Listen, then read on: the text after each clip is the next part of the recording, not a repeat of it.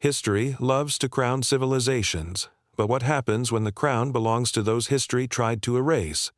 For over a century, archaeologists dismissed entire kingdoms as myths, relegated magnificent empires to footnotes, and turned their backs on evidence that didn't fit their preconceptions. But sometimes, the earth itself refuses to stay silent. This is the story of Piye, a king you've never heard of who conquered the most powerful empire on earth while Europe was still learning to work iron. A Nubian pharaoh who ruled Egypt for nearly a century, commanded armies that stretched from the Mediterranean to the heart of Africa, and built pyramids that outnumbered those at Giza. Yet, until 1862, his very existence was considered impossible by Western scholars. How does a civilization vanish so completely that its greatest triumph becomes ancient history's best-kept secret? Picture this. You're standing in the Valley of the Kings, surrounded by tourists marveling at Egyptian grandeur, completely unaware that, for generations, this sacred ground was ruled by African kings whose skin was darker than the Nile's depths. The stakes?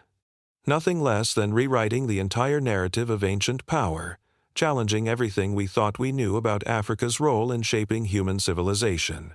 This isn't just about correcting history, it's about understanding how an empire with more pyramids than Egypt, more gold than Midas, and more territory than Rome managed to disappear from human memory for over 2,000 years.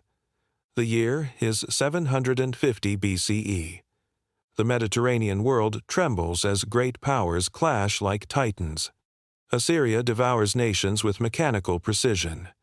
Egypt, once mighty, fragments into warring territories ruled by petty kings who squabble over the bones of ancient glory. Greece exists only as scattered city-states. Rome is barely a village on 7 hills. Into this chaos steps a civilization that ancient texts describe as the land beyond the sunrise. Kush, the kingdom of the south. From their capital at Kerma, then later Napata and Meroe, the Kushites controlled trade routes that connected sub-Saharan Africa to the Mediterranean world. Gold flowed north like water. Ivory, ebony, and exotic animals filled Egyptian temples. For over 1,000 years, Kush had been Egypt's rival, sometimes enemy, sometimes ally, always equal. But now, as Egypt crumbles, the student prepares to become the master. In the shadow of the sacred mountain, Jebel Barkal, a young prince named Piye watches Egyptian refugees flood into Kushite territory, bearing tales of chaos and civil war. These aren't just political refugees, they're the keepers of ancient Egyptian traditions, the priests and nobles who refuse to bow to Assyrian influence. They bring with them a desperate plea: save Egypt from itself. What happens next will shake the ancient world to its foundations. But this moment, this single decision by a Nubian king whose name would be forgotten for millennia, represents something far greater than military conquest. It's the moment when Africa stepped forward to save the civilization that had both inspired and enslaved it, when the kingdom of Kush made a choice that would echo through eternity, even as history conspired to silence the echo forever. To understand Piye's impossible victory, you need to grasp the magnitude of what 19th-century archaeologists refused to believe. When British explorers first encountered the ruins of Meroe in 1821, they found more pyramids than exist in all of Egypt, over 200 royal tombs stretching across the Sudanese desert like a stone forest. The evidence was undeniable, yet European scholars spent decades explaining it away. Egyptian influence, they claimed. Imitation, they insisted. The possibility that Africans had created something that surpassed their supposed teachers was simply unthinkable. But the Kushites weren't imitating anyone. By 2500 BCE, when Egypt was still establishing its first dynasty, the kingdom of Kerma already controlled territory spanning from the first cataract of the Nile to the confluence of the Blue and White Niles, an empire larger than modern France. Their pottery was the finest in Africa. Their metallurgy was advanced enough to work gold, copper, and bronze with techniques that wouldn't reach Europe for another 1,000 years. Most importantly, They controlled something that made pharaohs drool with envy: Nubian gold. The relationship between Kush and Egypt was never simple. For centuries, it resembled a deadly dance between two superpowers. Egypt would invade during strong dynasties, establishing forts and tribute systems. Kush would strike back during Egyptian weak periods, pushing north and reclaiming their territory plus Egyptian lands as interest on their suffering. By the time of the New Kingdom, Egyptian pharaohs were so obsessed with Nubian gold that they covered their war chariots in it, turned their death masks into gleaming monuments to African wealth, and filled their tombs with Kushite treasures. PA's rise begins not with conquest, but with contradiction. Born around 785 BCE in Napata, the sacred city built in the shadow of Jebel Barkal, the flat-topped mountain Kushites believed was the birthplace of the god Amun, he inherited a kingdom caught between worlds. His father, Kashta, had already begun the process that would define PA's reign: the Kushite absorption of Egyptian religious and political traditions. Here's where the story gets complex, because PA wasn't trying to destroy Egyptian culture, he was trying to perfect it. While Egyptian pharaohs had grown corrupt and complacent, allowing foreign influence to pollute ancient traditions, the Kushites had become more Egyptian than the Egyptians. They spoke the language, worshipped the gods, practiced the rituals, and maintained the customs with a devotion that bordered on obsession. Imagine you're a young Kushite prince in the 8th century BCE. Your tutors are Egyptian priests who fled south to escape political chaos.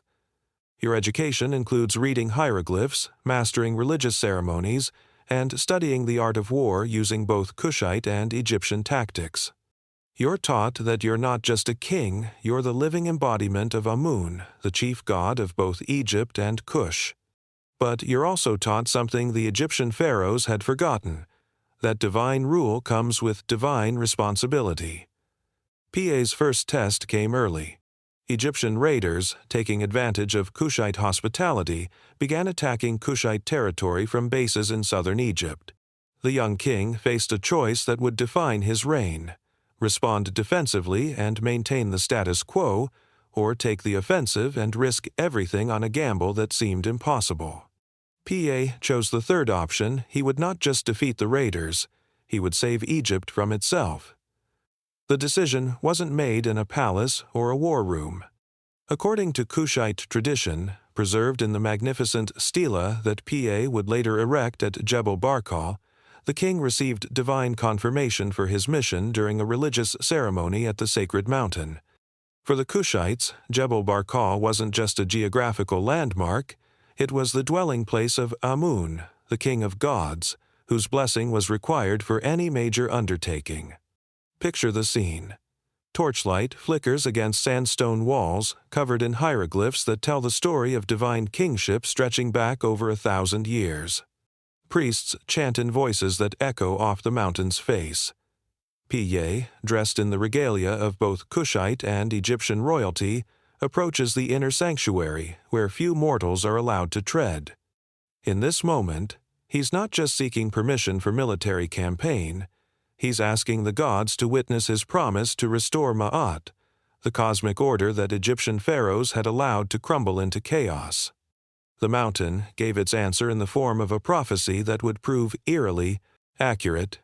PA would march north and claim the crown of Upper and Lower Egypt, but his victory would come not through destruction, but through the restoration of ancient traditions that Egypt had abandoned. He would be more pharaoh than any pharaoh in generations, but the price of this perfection would be the gradual loss of his own Kushite identity. This wasn't just military ambition, it was a religious mission with the highest possible stakes. If PA succeeded, he would become the first Kushite pharaoh of Egypt in over 500 years. If he failed, Kush would face inevitable Egyptian retaliation and possible extinction. The margin for error was non-existent, the odds overwhelming, and the consequences permanent. But as PA descended from Jebel Barkal that night, he carried with him something more powerful than any weapon: the absolute certainty that he was fulfilling divine will. This wasn't conquest, it was salvation. And the first step toward saving Egypt would be the hardest, convincing his own people that their destiny lay not in the familiar lands of Nubia, but in the alien territories of the north, where Kushite kings would have to become more Egyptian than the Egyptians to succeed. The year is 744 BCE, and Piye's army begins its impossible journey north. But this isn't the savage horde that Egyptian propaganda would later describe. Picture instead the most disciplined military force of its age. Kushite archers whose accuracy was legendary throughout the ancient world, Nubian cavalry mounted on horses bred for desert warfare, and engineering corps capable of laying siege to the most heavily fortified cities in Egypt. Most remarkably, Piye's army includes Egyptian officers, men who had fled south during the chaos and now returned as liberators rather than conquerors. The first test comes at Aswan, the traditional border between Egypt and Nubia. The garrison there expects negotiation, tribute, perhaps a brief skirmish followed by political accommodation. What they get instead is a demonstration of Kushite military evolution. Piye's forces don't just capture Aswan, they do it using siege techniques that combine traditional Kushite tactics with innovations borrowed from Assyrian warfare. The message is clear. This isn't a tribal raid or a temporary incursion. This is the arrival of a new kind of power in Egypt. But here's what makes Piye's campaign unique in ancient warfare: his treatment of the defeated. While Assyrian kings boasted of skinning enemies alive and building pyramids from severed heads, Piye spares not just the lives of surrendering garrisons, but their dignity. Egyptian officials who submit are confirmed in their positions, temples are protected and even restored. Most surprisingly, Piye begins each victory not with looting, but with religious ceremonies conducted according to ancient Egyptian traditions that local priests had almost forgotten. As Piye's army moves north, a pattern emerges that confounds both ancient observers and modern historians. This isn't random conquest, it's surgical precision applied to geopolitics. The Kushite king has studied Egypt's fragmentation with the eye of a master strategist, identifying exactly which cities control which trade routes, which nobles command real loyalty versus ceremonial titles, and which religious centers hold the keys to legitimacy. The siege of Hermopolis reveals Piye's tactical brilliance. The city's ruler, Namlot, represents everything wrong with contemporary Egypt: corrupt, foreign-influenced, and contemptuous of traditional religious practices. But instead of simply starving the city into submission, Piye turns the siege into a morality play. He positions his army so that Egyptian civilians can see Kushite soldiers performing religious rituals with a devotion that shames their own leaders. He sends messages promising not just military victory, but spiritual renewal. When Namlot finally surrenders, he expects death or exile. Instead, Piye offers him something unprecedented: the chance to redeem himself by embracing the ancient ways that his corruption had abandoned. The psychological effect ripples across Egypt like an earthquake. Here is a foreign king who seems more committed to Egyptian traditions than Egyptian rulers themselves. But Piye's most audacious move comes at Memphis, Egypt's ancient capital and the key to controlling the entire Nile Delta. The city's massive walls and strategic location make it virtually impregnable. No foreign army has successfully captured Memphis in over 500 years. Egyptian defenders, confident in their defenses, settle in for a siege that could last months or years. Piye has other plans.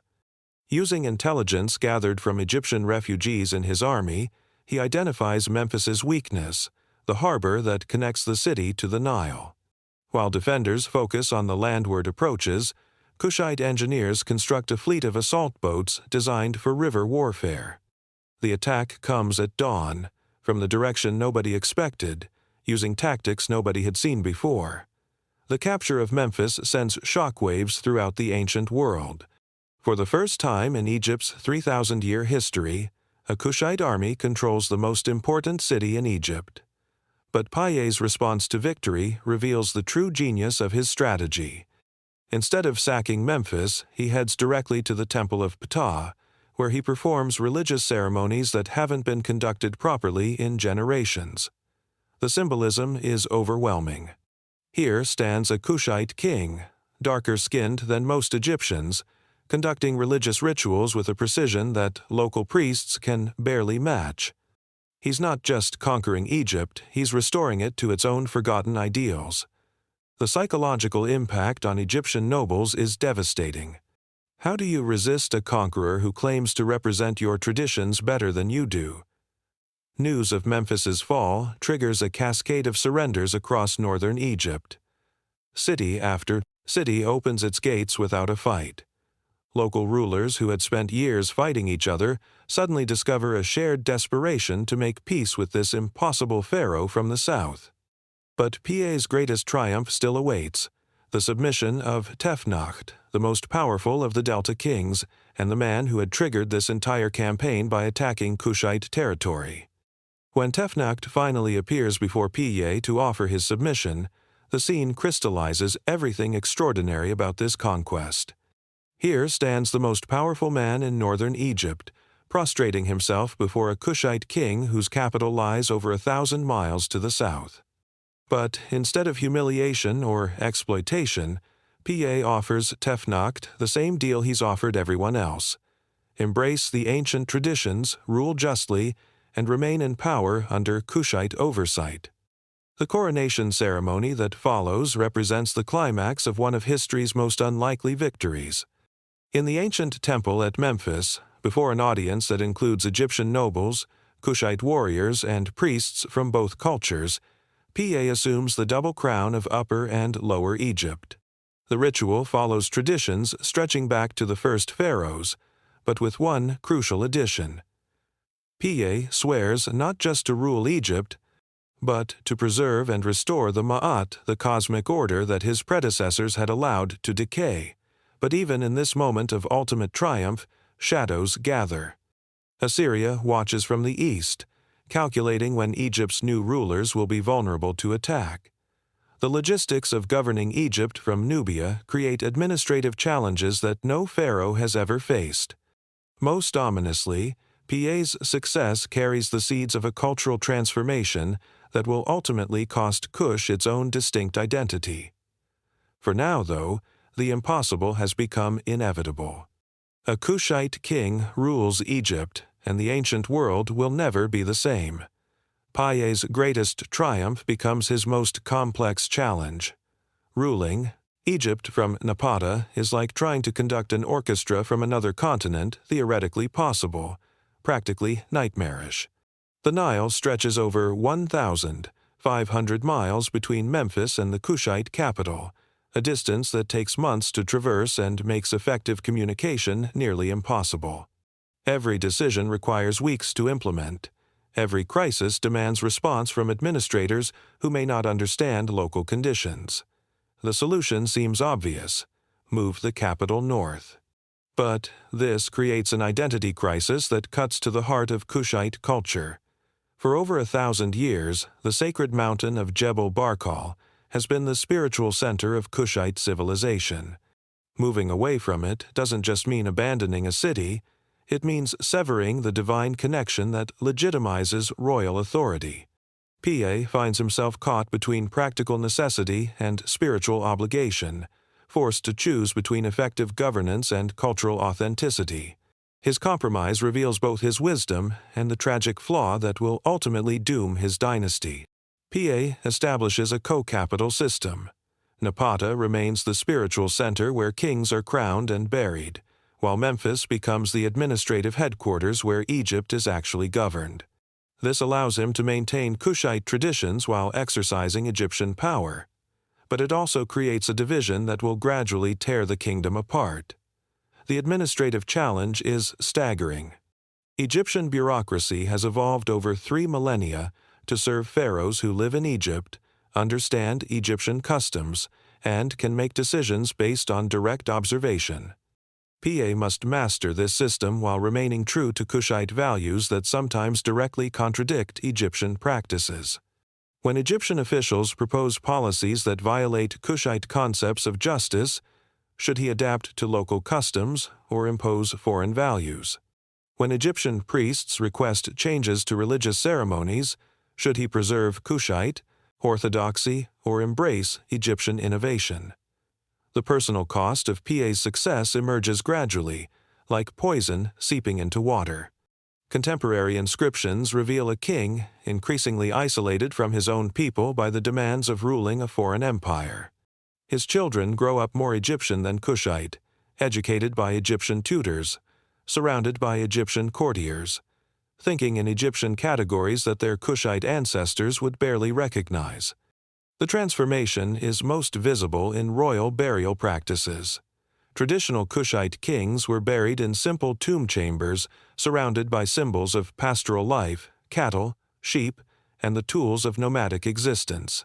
PA's tomb, carved into the cliff face at Nuri, follows Egyptian models with elaborate corridors, multiple chambers, and decorative programs that celebrate pharaonic rather than Kushite achievements. He has become so successful at being pharaoh that he's forgetting how to be Kushite.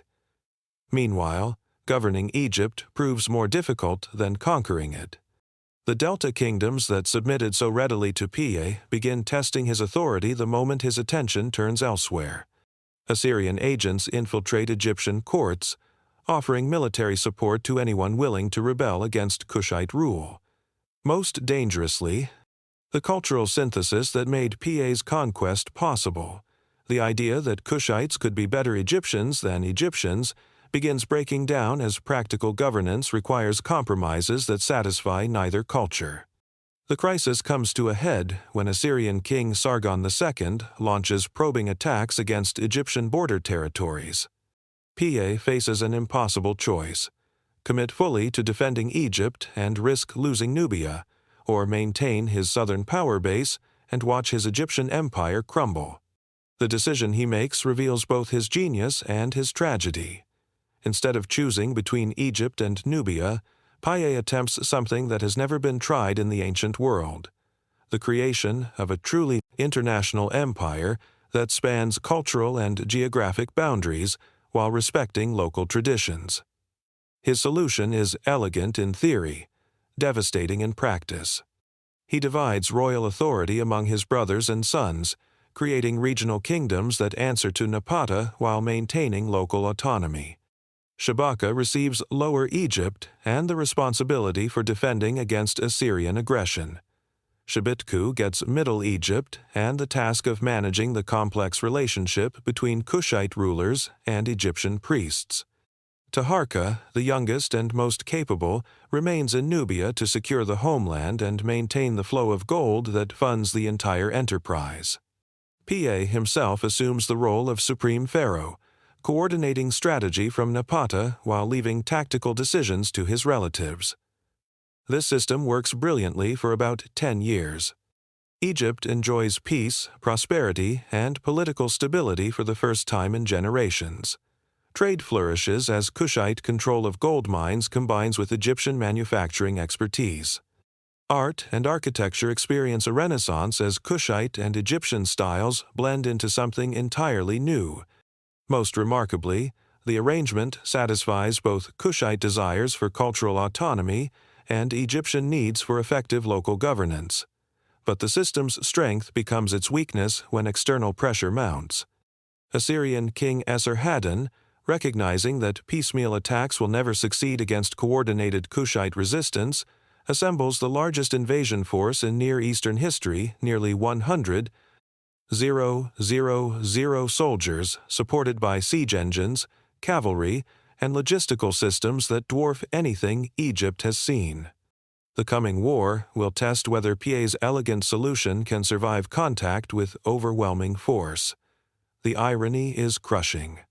Just as PA perfects the art of ruling two civilizations simultaneously, external circumstances make such rule impossible. The price of his success, the cultural synthesis that allowed Kushites to govern Egypt effectively, has created an empire too complex to defend against simple, brutal aggression. As reports of Assyrian preparations reach Napata, PA makes his final strategic decision. Rather than fragment Kushite forces in a hopeless attempt to defend all of Egypt, He will concentrate on saving what can be saved while preparing for a longer struggle that may take generations to resolve. It's a decision that demonstrates his continued genius, but it also represents the beginning of the end for his impossible dream of uniting Africa and the Mediterranean under a single crown. When Assyrian armies finally sweep into Egypt in 671 BCE, they encounter something unprecedented: organized, strategic withdrawal rather than desperate last stands. Taharqa, who has by now succeeded his uncle as pharaoh, doesn't abandon Egypt. He transforms the occupation into a war of attrition that will last for decades. Kushite forces retreat south in good order, taking with them the portable wealth of Egypt and leaving behind a population that increasingly views them as legitimate rulers forced into temporary exile. The Assyrian victory proves Pyrrhic. Controlling Egypt requires massive resources that strain the Assyrian economy, while Kushite raids from the south make permanent occupation nearly impossible. 3 times Assyrian armies march up the Nile to attack Kushite positions. 3 times they're forced to retreat when supply lines prove inadequate for sustained campaigns in unfamiliar territory. The war drags on for nearly 20 years, bleeding both empires while Egyptian independence movements gain strength. But the true tragedy unfolds not on battlefields, but in the gradual erosion of historical memory. As Kushite pharaohs retreat south, Egyptian priests and scribes begin a systematic campaign to erase evidence of Nubian rule. Royal inscriptions are defaced, official king lists are altered, and artistic representations of Black Pharaohs are modified to show lighter-skinned rulers. The motive isn't necessarily racism, it's political necessity. Egyptian independence movements can't acknowledge the legitimacy of previous foreign rule without undermining their own claims to autonomous governance. For over 2,000 years, the 25th dynasty disappears so completely that serious scholars dismiss references to Black Pharaohs as mythology or misinterpretation. European archaeologists, approaching Egyptian history through Greek and Roman sources that largely ignore Kushite achievements, construct narratives that simply don't include room for African empire builders. When physical evidence contradicts these narratives, the evidence is explained away rather than allowed to challenge foundational assumptions. The resurrection begins slowly, with 19th-century explorers who can't ignore the massive pyramid fields at Nuri and Meroe. But even these discoveries are initially misinterpreted as Egyptian colonial outposts rather than indigenous Kushite achievements. It takes decades of painstaking archaeological work, linguistic analysis, and cultural comparison before scholars accept the impossible truth. Africa once ruled the Mediterranean world. The breakthrough comes in 1862 when Auguste Mariette discovers Piet's Victory Stela at Jebel Barkal. The hieroglyphic text is unambiguous. This stone records the conquest of Egypt by a Kushite pharaoh whose achievements rival those of Ramesses II or Thutmose III. Suddenly, scattered references in classical sources begin making sense. The Ethiopian pharaohs mentioned by Herodotus weren't myths or mistakes. They were historical figures whose accomplishments had been systematically erased. But physical evidence proves harder to suppress than textual records. Modern archaeology reveals the full scope of Kushite achievement: ironworking technology that surpassed Egyptian capabilities, administrative systems that effectively governed territory larger than modern Germany, and artistic traditions that influenced Mediterranean cultures for centuries. Most remarkably, Kushite civilization outlasted all its ancient rivals, surviving until 350 CE, nearly 1,000 years after the fall of the last Egyptian dynasty. Today, Piet's story challenges fundamental assumptions about ancient African capabilities that persist despite overwhelming contrary evidence. The discovery of Kushite achievements forces uncomfortable questions about why such accomplishments were forgotten, whose interests such forgetting served, and what other African civilizations might await archaeological resurrection. The implications extend far beyond ancient history. If African rulers once governed the most sophisticated civilization on Earth, if Black Pharaohs built more pyramids than their Egyptian predecessors, if Kushite technology and administration surpassed contemporary Mediterranean achievements, then every narrative about African historical capacity requires reassessment. Perhaps most importantly, PA's story demonstrates the danger of letting political convenience override historical truth. The systematic erasure of Kushite achievements wasn't accidental, it was purposeful, serving the interests of successive rulers who found inconvenient truths about African capability incompatible with their own political needs. The cost of such erasure extends beyond historical accuracy to contemporary understanding of human potential and cultural achievement. PA